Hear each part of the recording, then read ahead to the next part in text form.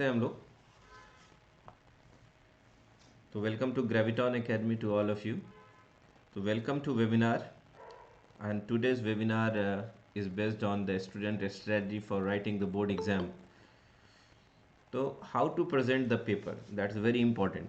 जब आप एग्जामिनेशन देने के लिए जाते हैं तो आपका कैसे कॉपी पे लिखें, कैसे प्रेजेंट करें कि आपका ज़्यादा से ज़्यादा स्कोर हो, तो उसकी चर्चा हम लोग आज करेंगे। That's very important for all the board, like 10th board है या 12th बोर्ड है। इन सब के लिए आपका बहुत ही इम्पोर्टेंट सेक्शन है कि आप उस सारे में कैसा स्कोर करें। चलिए, तो है ना, तो हम लोग यहाँ से देखेंगे। सबसे पहले बच्चों, how to present the paper. जब भी आप बोर्ड के एग्जामिनेशंस में जाएंगे तो पेपर को कैसे प्रेजेंट करें बहुत इंपॉर्टेंट है। तो जो भी आपको पेपर्स मिलेंगे उसका दो मार्जिन ड्रॉ करेंगे, लेफ्ट साइड में मार्जिन करेंगे और राइट साइड में मार्जिन ड्रॉ करेंगे। तो जैसा कि मैंने आपको एग्जाम्पल भी दिखाया है यहाँ पे कि आप देख सकते हैं कि दो मार्जिन होगा। जो लेफ्ट वाली मार्जिन है वहाँ पे आप क्वेश्चन नंबर लिखेंगे और राइट वाली मार्जिन जो है वहाँ पे रफ वर्क के लिए रख सकते हैं ना। तो draw the margin on the left side of the answer sheet and question number to the left side margin for the question number and right side for the rough work। जब भी कोई रफ करना हो right side and left side वाला जो है यहाँ पे आप क्वेश्चन नंबर ज़रूर लिखेंगे। And the most important thing when you writing the exam, तो आपको पेपर में जो पेन यूज़ करना है तो that is black and blue pen only. Write your paper in blue and black pen only.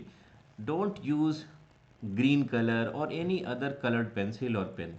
Avoid करना है बच्चों, है ना।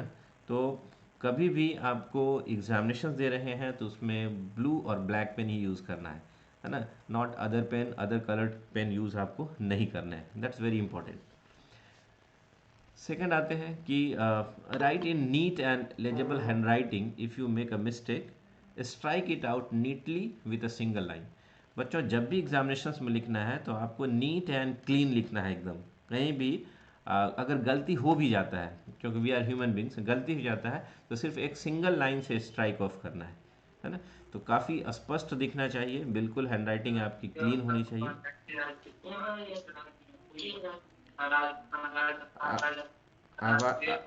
आवाज़ आ रही है, म्यूट कर लें।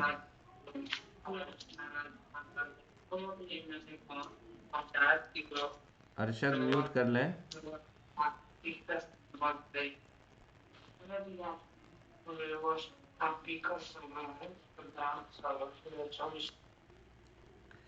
तो इन चीज़ों का ध्यान देना है ना। नेक्स्ट अगर हम बात करें बच्चों, जो बहुत ही इम्पोर्टेंट है कि अगर कोई गलती एग्जामिनेशंस के अंदर हो जाती है तो उसके अंदर आपको अवॉइड करना है कि ज़्यादा उसमें घसना नहीं है। अगर एक सिंगल लाइन से आप स्ट्राइक आउट कर दोगे तो वो बेहतर होगा आपके लिए।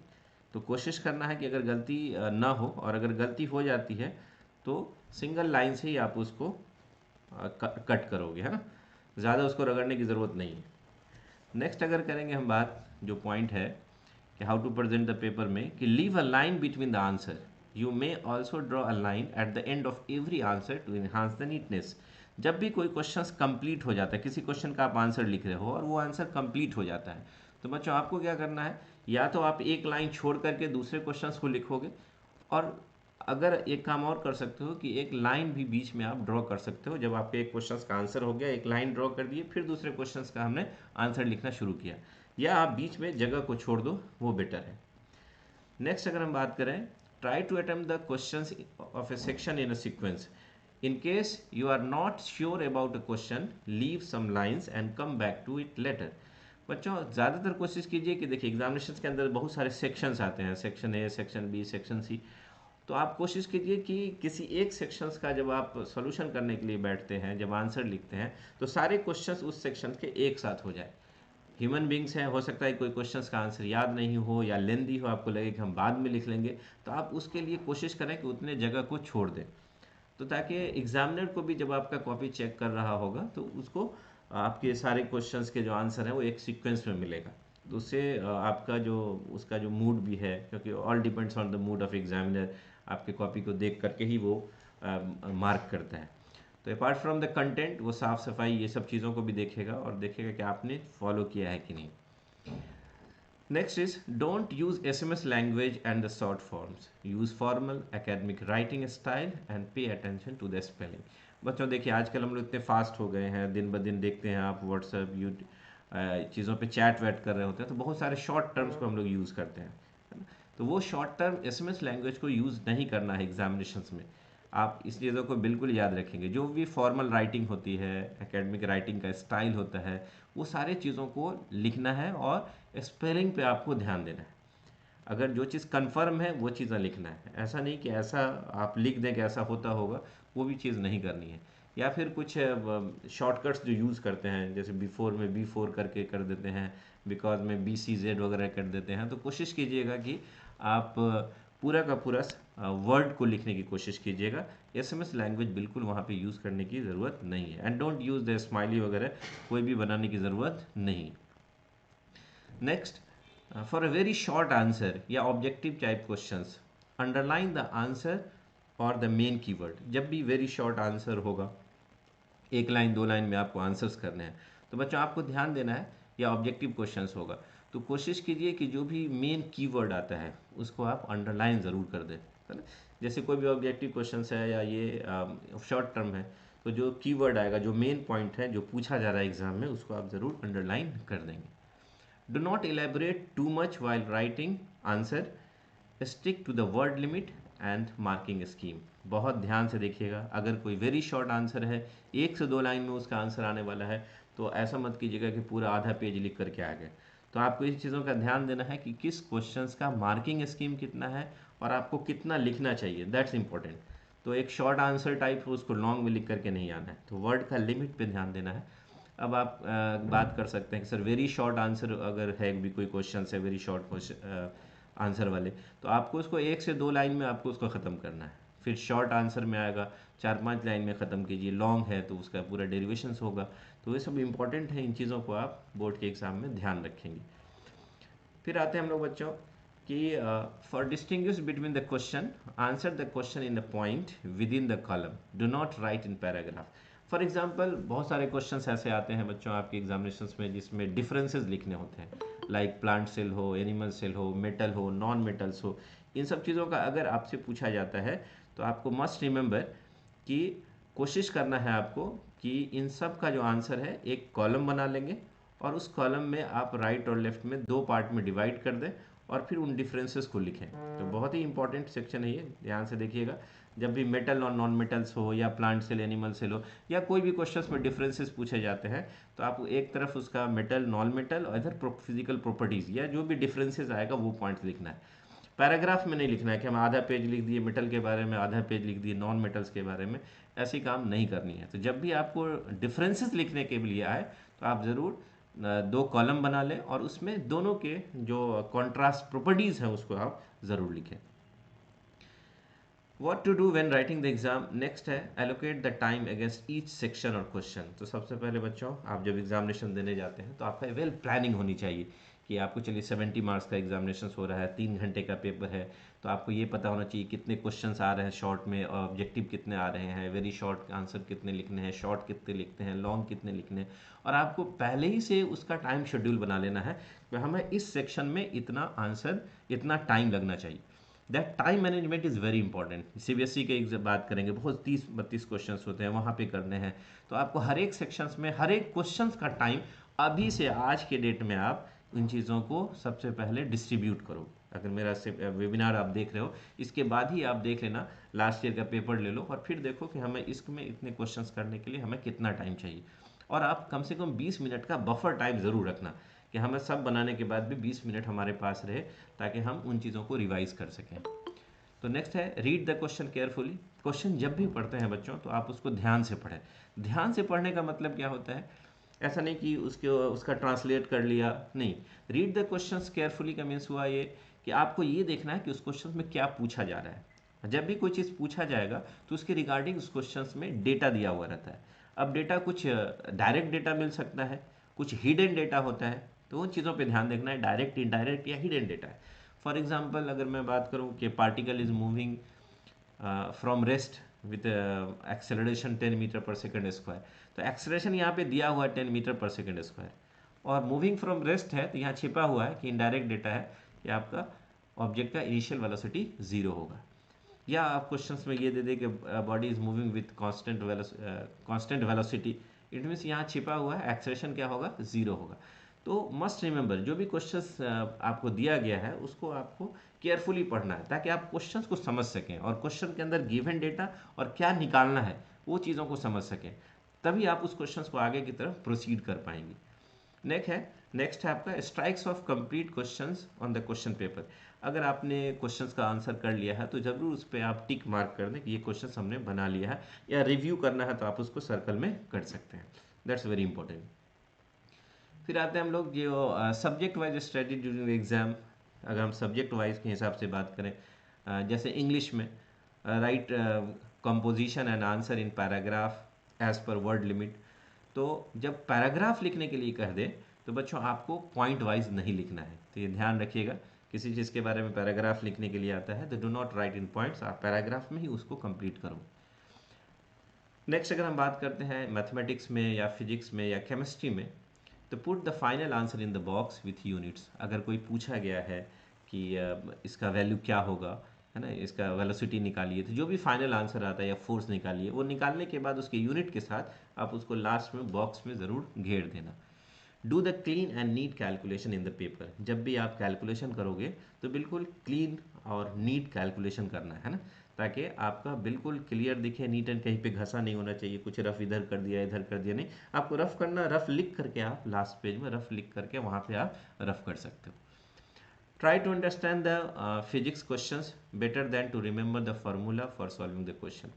तो फार्मूला रटने, ऐसा नहीं कि फार्मूला हम रट रहे हैं, आप कोशिश कीजिए कि फिजिक्स के क्वेश्चन जो भी आ रहे हैं उसको आप समझ सकें। और मैंने शुरू में कहा उसमें क्या डेटा दिया हुआ है वो लिखना है, क्या निकालना है वो लिखना है, फिर उसके बाद आपको रिकॉल करना है कि इसमें कौन सा फार्मूला लगेगा, और फिर आपको उसी के हिसाब से प्रोसीड करना है। आधा अधूरा क्वेश्चन समझ करके लिखना शुरू नहीं कर देना है। तो टू द पॉइंट लिखना इज़ वेरी इंपॉर्टेंट। फिर अगर हम बात करें फिजिक्स केमिस्ट्री और मैथमेटिक्स में, write down all the given information in order. मैंने जैसा ही कहा कि आप ऑर्डर में लिखिए क्या क्या दिया हुआ है, क्या फाइंड करना है, क्या फॉर्मूला लगेगा या क्या प्रूफ करना है, और जो भी आंसर्स आएंगे उसके यूनिट्स के साथ ज़रूर आप लिखेंगे।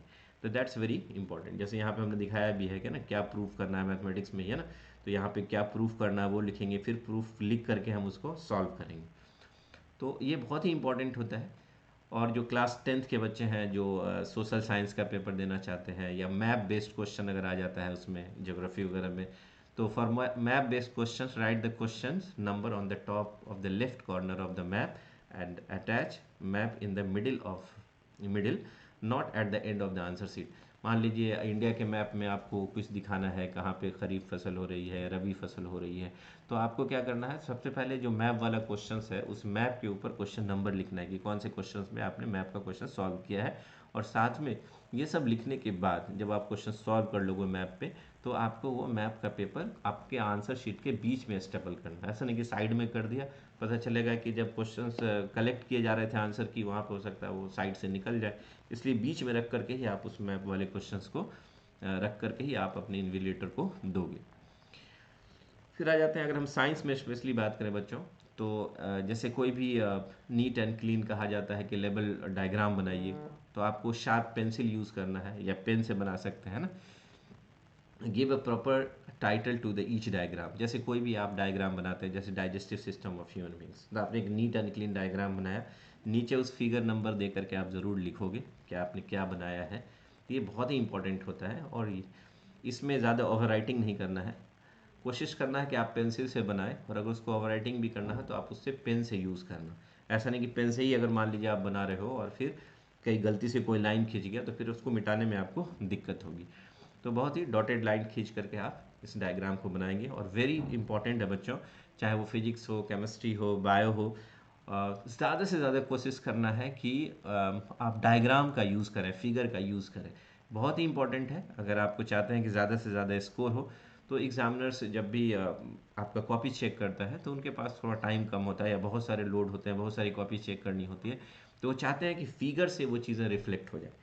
तो फिगर के अंदर बहुत कुछ छिपा हुआ है। एक एक छोटा सा एग्जांपल देता हूँ बच्चों। जब आप रोड पे निकलते होंगे और देखते होंगे बहुत सारा एडवर्टीजमेंट लगा रहता है बोर्ड, सड़क के दोनों तरफ, या बड़े बड़े होर्डिंग्स लगे होते हैं। आप देखना उस होर्डिंग्स में कभी भी बहुत ज़्यादा चीज़ें लिखी नहीं रहती है बुक के पेज की तरह। आप कोई फिगर बना दिया, जैसे लक्स का ही ऐड है या किसी कंपनी का ऐड है, प्रोडक्ट हॉर्लिक्स है, देखिए हॉर्लिक्स का फिगर बना देगा, एक बच्चे का फिगर बना देगा। तो मतलब क्या है कि आपके जो फिगर से वो भाव निकलना चाहिए, दैट इज़ वेरी इंपॉर्टेंट। आप उससे समझ जाओगे, that is a psychological effect. तो आपको भी यूज़ करना है जब भी फिजिक्स में, केमिस्ट्री में क्वेश्चंस आ रहे हैं और आपको लग रहा है कि वहाँ बायो में कि उसमें फिगर दिखाना चाहिए, तो आप उसको ज़रूर यूज़ करना, उसका एक अलग ही इम्पैक्ट पड़ता है। साइंस के अंदर भी जो 10th के बच्चे हैं उसमें भी अगर डिस्टिंग्विश करने के लिए आता है फिजिक्स में ही, है ना, जैसे inherited and non inherited traits की बात करता है, तो आपको उसी तरह से कॉलम बनाना है ना, for distinguish between the question. Answer the question in point with column, do not right in a paragraph. मैंने शुरू में ही कहा, जब भी डिफरेंसेज आ जाता है बच्चों तो उसको कॉलम में आप ज़रूर बनाओगे, उसमें पैराग्राफ में आपको लिखने की ज़रूरत नहीं है। तो ये सब चीज़ें जो था बच्चों, that related to the how to present the paper. अब हम थोड़ी सी बात कर लेते हैं कि एग्ज़ामिनेशंस अगर हम दे रहे हैं तो एग्ज़ामिनेशंस के बाद एक अलग कैरियर आपका शुरू होने वाला है। तो व्हाट वी वांट, हम क्या चाहते हैं, है ना, हम अपने लाइफ में, अगर आप 10th का एग्ज़ाम दे रहे हैं या 12th का एग्ज़ाम दे रहे हैं, उसके बाद आप चाहते हैं कि आपका किसी और फील्ड में जाना है, किसी और कैरियर बनाने हैं, तो आपको क्या सोचना चाहिए। ऐसा नहीं कि हमारे स्कूल का जो टॉपर उसने अगर साइंस ले लिया, बायो ले लिया, तो हम भी बायो ले लें, किसी ने मैथ्स ले लिया, किसी ने आर्ट्स ले लिया, तो उस पे नहीं जाना है। आपको अपनी एनालिसिस खुद होनी चाहिए, है ना। तो what we want from our career, that's very important. तो आपको ये सोचना चाहिए बच्चों कि ऐसे सेक्शन में हम जाएं, ऐसे कैरियर को ऑप्ट करें जिसमें कैरियर अपॉर्चुनिटी ज़्यादा हो। 10th करने के बाद, 12th करने के बाद हम आगे लाइफ में क्या करना है, तो वैरायटी ऑफ कैरियर अपॉर्चुनिटीज़ है। तो आपको ध्यान रखना है कि हम कोई भी कैरियर जब चुनेंगे तो उसमें कोई भी सेक्शंस अगर चूज़ करते हैं तो उसमें क्या क्या कैरियर अपॉर्चुनिटीज़ होगी, वो हमारे लिए इम्पॉर्टेंट है। दूसरा कि हम जिस फील्ड में जाएं, डॉक्टर बने, इंजीनियर बने, लॉयर बने, या फिर और भी मल्टीपल आईएएस बने, तो कुछ ऐसा वर्क हो जो हमारे लिए चैलेंजिंग हो। ऐसा नहीं कि एक काम करते करते बोर हो जाए। तो आपके लाइफ में पूरी ज़िंदगी बितानी है अभी, तो आपको वो चीज़ें ध्यान देना है कि पूरी लाइफ आप कैसे बिताना चाहते हैं। आपका इंटेलेक्चुअल डेवलपमेंट हो, है ना, आपके अंदर पर्सनालिटी डेवलपमेंट हो, इंटेलेक्चुअल डेवलपमेंट हो, है ना, आप कुछ ऐसा काम करें आगे जा कर के जो potential to benefit the society, है ना, आप सोसाइटी को कुछ बेनिफिट पहुंचा सकें। तो ये बहुत इंपॉर्टेंट है कैरियर चूज़ करने। और सबसे बड़ी बात है फिनेंशियल सिक्योरिटी। पैसा सब कोई कमाना चाहता है, तो आपको भी चाहिए कि हम ऐसे कोर्सेज को ऑप्ट करें after the 10th and after the 12th जिसमें फिनेंशियल सिक्योरिटी भी हो। और मोस्ट इम्पॉर्टेंट आपको प्रेस्टीज की भी बात है। ऐसा आपका आगे जा कर के कैरियर होना चाहिए जिसमें आपको बहुत ज़्यादा इज्जत मिले, है ना, प्रोफेशनल इन्वायरमेंट हो, इन्वायरमेंट आपका बिल्कुल प्रोफेशनल हो, सब काम से काम रखे, सब एक दूसरे से मिलनसार हो। ऐसा नहीं कि लेग पुलिंग एक दूसरे पर नहीं होना चाहिए, है ना। और सबसे बड़ी बात कि टेक्नोलॉजिकल एंड साइंटिफिक डिस्कवरीज, ऐसे फील्ड में जाना है जहाँ से टेक्नोलॉजी का या टेक्नोलॉजी का ज़्यादा से ज़्यादा यूज़ हो, साइंटिफिक डिस्कवरीज हो रही है। फॉर एग्जांपल आप थोड़ी देर के लिए, आज के डेट में आप सुनते होंगे डेटा साइंस और आर्टिफिशियल इंटेलिजेंस, ये सब लेटेस्ट जो डेवलपमेंट है, या नैनो टेक्नोलॉजी की बात करें तो ये सब लेटेस्ट डेवलपमेंट है जो अभी ह्यूमन बींग को भी देखिएगा बहुत सारे सेक्टर में काम को आसान कर रहा है। तो आपको भी चाहिए कि आप ज़्यादा से ज़्यादा उस टेक्नोलॉजी का यूज़ अपने कैरियर में कैसे कर सकें, ये बहुत इंपॉर्टेंट है। फिर आपके अंदर जो एक क्रिएटिव थिंकिंग होनी चाहिए, वो डेवलपमेंट आपके अंदर होनी चाहिए। और सबसे बड़ी बात है कि सेल्फ सेटिस्फैक्शन। 10th के बाद, 12th के बाद जिस कैरियर में जा रहे हैं उसके अंदर आपके अंदर आत्म संतुष्टि होनी चाहिए उस कैरियर को चुन कर, बहुत इंपॉर्टेंट है। तो मैंने कहा कि इन सारे चीज़ों का जो पॉइंट हमने बोला, अगर कोई और भी कैरियर्स ऑप्शन बहुत सारे हो सकते हैं जो इस पैरामीटर पे खड़े हो, लेकिन हमने जो देखा यहाँ पे मेडिकल और इंजीनियरिंग का जो सेक्टर है, इसमें आप देख सकते हैं वो एक प्रोफेशनल इन्वायरमेंट भी है, और साइंटिफिक टेक्नोलॉजी का भी यूज़ हो रहा है, और फिनेंशियल सिक्योरिटी तो है ही, आप देख ही रहे हैं कि डॉक्टर्स या इंजीनियर्स अच्छे जगह से करते हैं आप, तो आपके पास बहुत ही फिनेंशियल सिक्योरिटी होती है, सोशल स्टेटस भी अच्छा होता है। तो अगर आप मेडिकल या इंजीनियरिंग में जाने चाहते हैं और आप कुछ टारगेट सेट किए हैं कि चलो मुझे लाइफ में कुछ करना है, तो आपके अंदर क्या होना चाहिए। फॉर एग्जांपल अगर आप इंजीनियरिंग की तैयारी करना चाहते हैं तो आपको एक एग्जामिनेशन देना होता है जिसका नाम है जेई, JEE। उसमें आप दो एग्जामिनेशंस होता है, फर्स्ट एग्ज़ाम होता है मेन का, दूसरा एडवांस का। दूसरा अगर आप डॉक्टर बनना चाहते हैं तो एक एग्ज़ाम है जिसका नाम है AIIMS, all India institute of medical science. इसमें क्वालिफाई करके आप इंडिया के एम्स के अंदर MBBS की पढ़ाई कर सकते हैं, और भी बहुत सारे कोर्सेज हैं। फिर नेक्स्ट है NEET, national eligibility cum entrance test. इसके अंदर आप जो है बच्चों, आप क्वालिफाई करके इंडिया के जितने भी गवर्नमेंट मेडिकल कॉलेजेस हैं इंक्लूडिंग एम्स, है ना, या फिर आपके जितने भी प्राइवेट कॉलेजेस हैं या अब्रोड जाना है, तो आपको ये एग्जामिनेशंस क्वालिफाई करना होगा। एंड द हाई स्कूल के लेवल पे बच्चों जो NTSC है, that is the most prestigious examinations. तो इस एग्जामिनेशंस का भी आप महत्व जानते हैं, हाई स्कूल के लेवल पे माना जाता है। And third next is KVPY, किशोर वैज्ञानिक प्रोत्साहन योजना। ये मोस्ट इंपॉर्टेंट एग्जामिनेशंस है। आप 10th 11th और 12th में जब जाएंगे तो इसमें गवर्नमेंट ऑफ इंडिया के द्वारा आपको बहुत सारा स्कॉलरशिप दिया जाता है, बहुत सारे इंस्टीट्यूशन में डायरेक्ट एडमिशन्स मिलता है। तो इंडिया के ऐसे यंग साइंटिस्ट, ऐसे बच्चे जो साइंटिस्ट बनना चाहते हैं, उनको प्रोत्साहित देने के लिए गवर्नमेंट ऑफ इंडिया के द्वारा department of science and technology एक एग्जामिनेशन लेती है जिसका नाम है KVPY। एंड नेक्स्ट एग्जामिनेशन आप सब जानते हैं ओलंपियाड का। ओलंपियाड इज़ मोस्ट इंपॉर्टेंट, जिसमें आप स्टेट लेवल से लेकर के डिस्ट्रिक्ट लेवल, स्टेट लेवल से लेकर इंटरनेशनल लेवल तक आप जाते हैं। इसमें भी बहुत सारी इसकी महत्व है इस एग्जामिनेशंस की। फिर अगर हम बात करते हैं कि अगर आप इन सब में एडमिशन्स लेना चाहते हैं तो आपको पता होना चाहिए कि कहाँ आप एडमिशन्स लें। जैसे इंजीनियरिंग के लिए इंडिया के अंदर जो बेस्ट है वो IIT है, इंडियन इंस्टीट्यूट ऑफ टेक्नोलॉजी। और इंक्लूडिंग न्यू IITs 23 IIT है, 23 IITs in India, 31 NITs in India and 26 triple IITs in India, और कुछ अदर सेंट्रल और स्टेट गवर्नमेंट के फंडेड इंस्टीट्यूशन हैं। तो और कुछ रेपुटेड प्राइवेट कॉलेजेस हैं लाइक BIT हैं, शास्त्रा है। These are the different engineering colleges in India. तो अगर आपको इंजीनियरिंग करनी है तो इन कॉलेजेस पे आपकी नज़र होनी चाहिए, क्योंकि जो चीज़ मैंने बताया कि उन सब में जाने के लिए आपको जो एग्जामिनेशन देना पड़ता है जिसका नाम है JEE मेन और JEE एडवांस। तो इन दोनों एग्जामिनेशंस के क्राइटेरिया पे ही इन सब कॉलेजेस में आपको एडमिशन मिलता है। JEE मेन और एडवांस क्वालिफाई करने के बाद IITs में मिलता है। JEE मेन के स्कोर पे आपको NIT और ट्रिपल IITs में एडमिशन्स मिल जाते हैं। तो मोस्ट इम्पॉर्टेंट है। नेक्स्ट अगर आप मेडिकल सेक्टर में अगर आप जाना चाहते हैं तो उसका एक ओवरव्यू की बात करें हम लोग, तो fact about the NEET, entire seats of the medical college across the India will be filled by the NEET, National Eligibility Entrance Test। NEET के द्वारा ही आपके जितने भी private and government medical colleges हैं उसमें बढ़ी जाती है। तो मोस्ट ऑफ द इम्पॉर्टेंट जो एम्स है, अगर हम मेडिकल कॉलेज के अंदर बात करें तो there are 20 AIIMS in India जो कि ऑपरेशनल है जनवरी 2023 तक, और 25 के एंड में 4 एडिशनल एम्स जो है और भी ऐड होने वाले हैं। तो according to the National Institute of Ranking Framework, the AIIMS in the New Delhi is the best of all the AIIMS institution।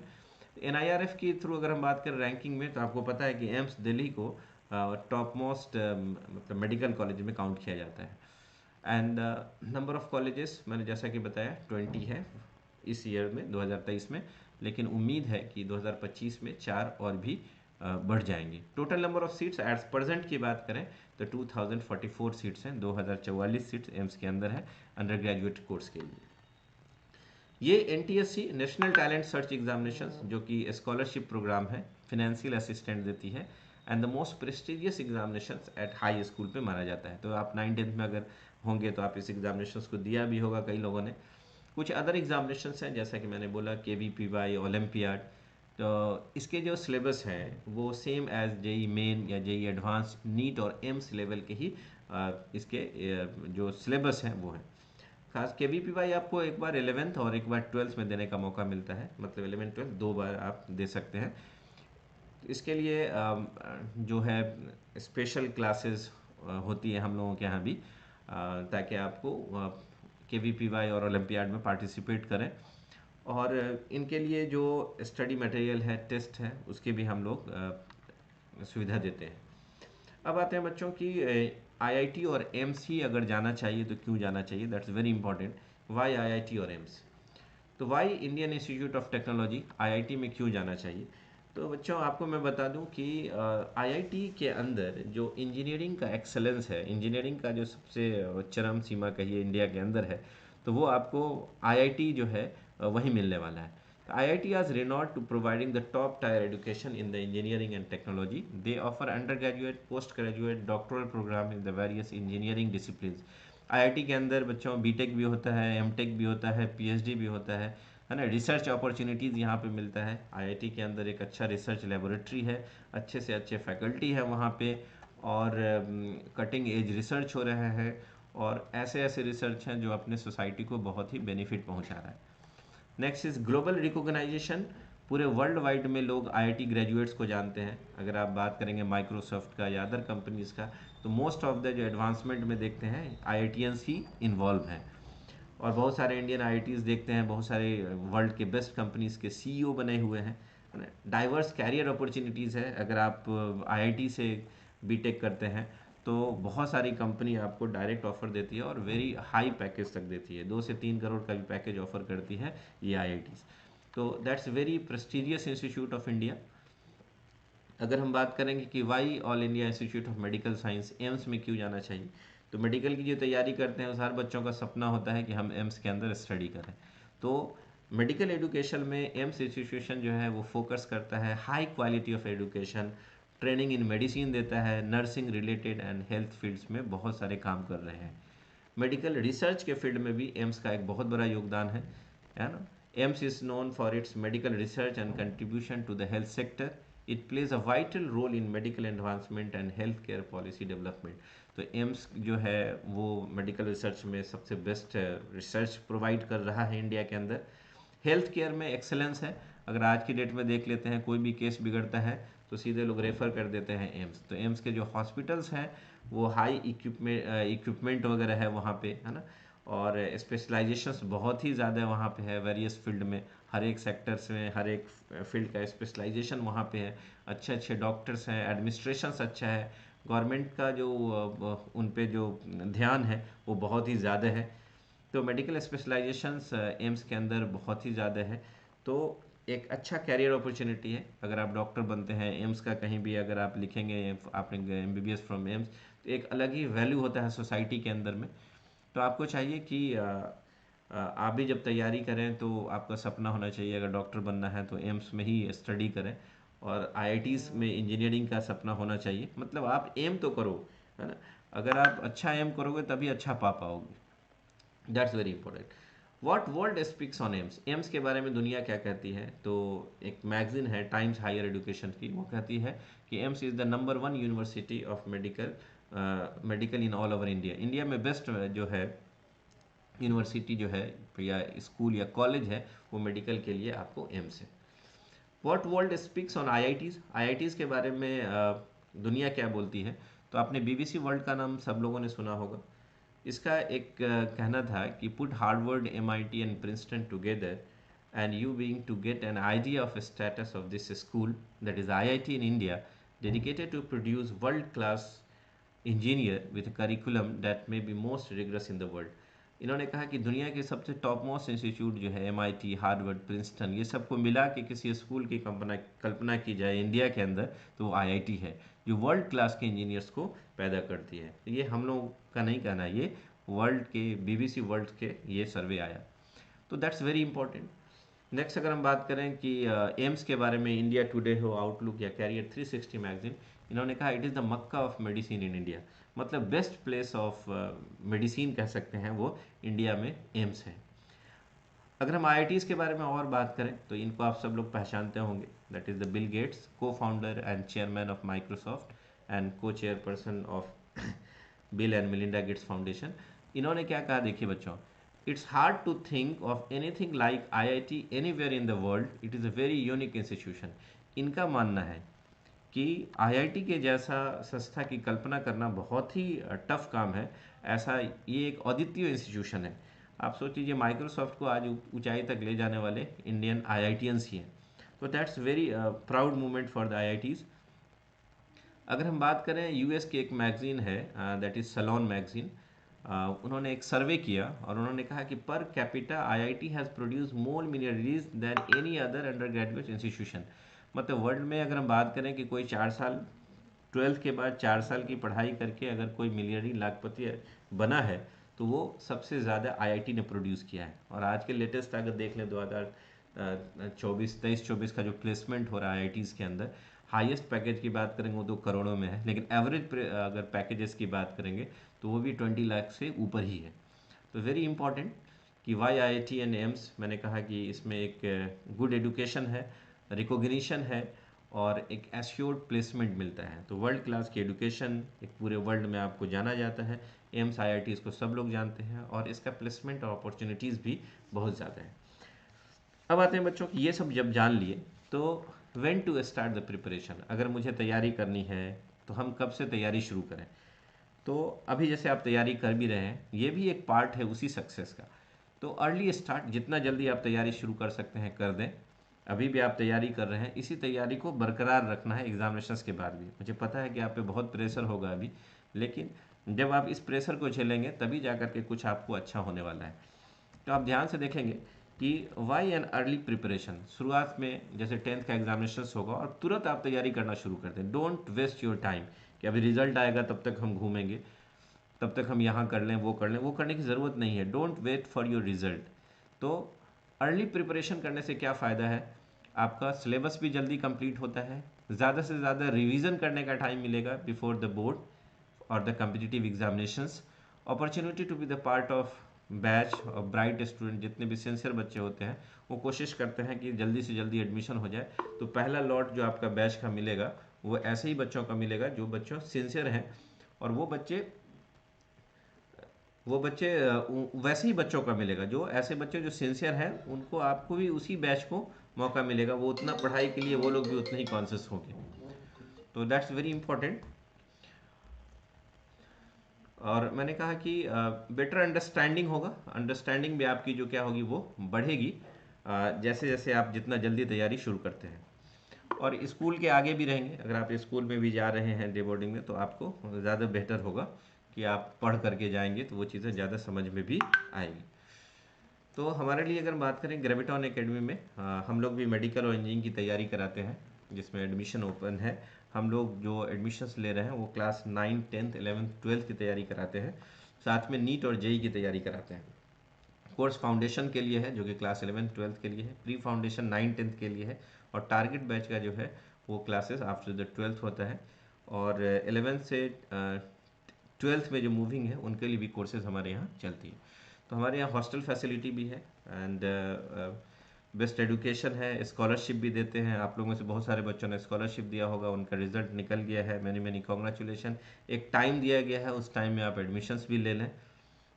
हमारे यहाँ जो आपका एक वीकली प्रोग्रेस टेस्ट होता है और जो हर एक वीक में टेस्ट होगा, और उस टेस्ट के आधार पे आपका जो है फिर रिव्यू टेस्ट होता है, हर एक महीने पे फिर से रिवाइज करते हैं। फिर ऑल इंडिया टेस्ट सीरीज़ है, बिल्कुल पेरेंटल केयर है और स्टडी पैकेजेस हम लोग देते हैं।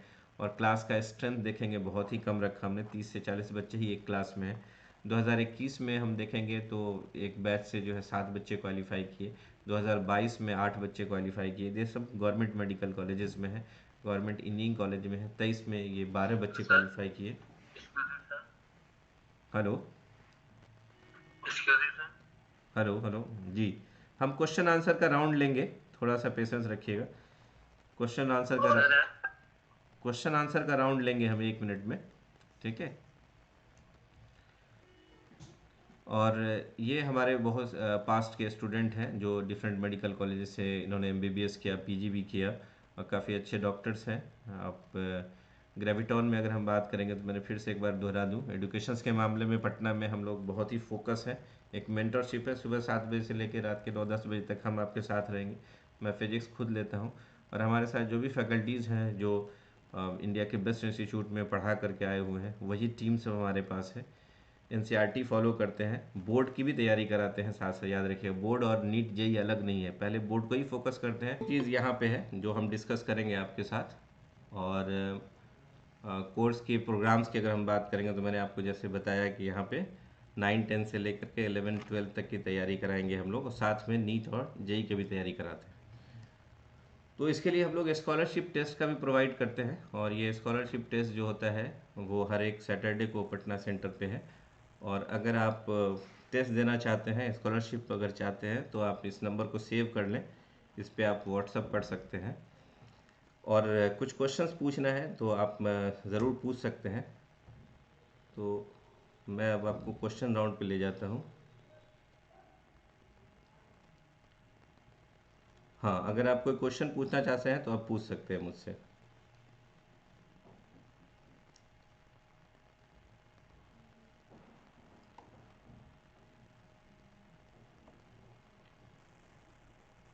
Anyone want to ask some question? किसी को कोई क्वेश्चन पूछना है?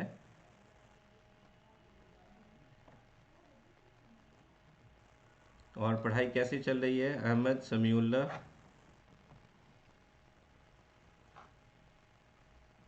बढ़िया है सर। प्रैक्टिकल्स वगैरह हो गए आप लोगों के? आज मेरा दो हो गया, परसों है एक। अच्छा, बायो ठीक। का बाकी है बस। बायो बाकी है, फिजिक्स केमिस्ट्री के पेपर्स हो गए, प्रैक्टिकल एग्जामिनेशंस हो गए। ठीक है। यस सर, आज होगा। हम्म। समीउल्ला आपका कैसा रहा?